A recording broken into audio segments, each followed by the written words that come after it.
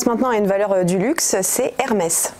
Voilà, donc là aussi, alors comme Hermès évidemment est très orienté sur l'international, on pourrait également le dire pour Vinci, le contexte est quand même plutôt favorable depuis ce week-end, enfin à nouveau, puisqu'on a la poursuite des négociations commerciales entre les États-Unis et la Chine, un certain signal de détente, en particulier depuis samedi, puisque Donald Trump s'est montré quand même assez confiant par rapport à ces avancées, et c'est vrai que ça pèse quand même en général assez lourdement sur nos valeurs françaises qui sont très orientées à l'export.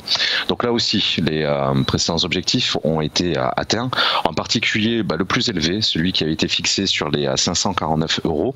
On est précisément allé chercher en fait deux objectifs techniques qui étaient au-dessus de ce take profit, de ce 549 €, au travers des 552. Donc c'était l'objectif indiqué par la résistance horizontale des 552 et par la résistance en diagonale.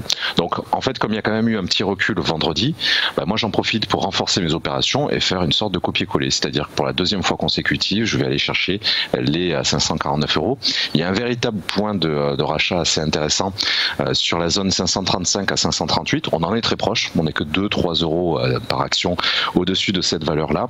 Et bon, là c'est vrai qu'on l'avait déjà vu, mais concrètement on a eu le 8 février, donc il y a une dizaine de jours, le rapport trimestriel pour Hermès, et qui a fait état vraiment de très bons chiffres, notamment avec une croissance organique de près de 10% pour 2018.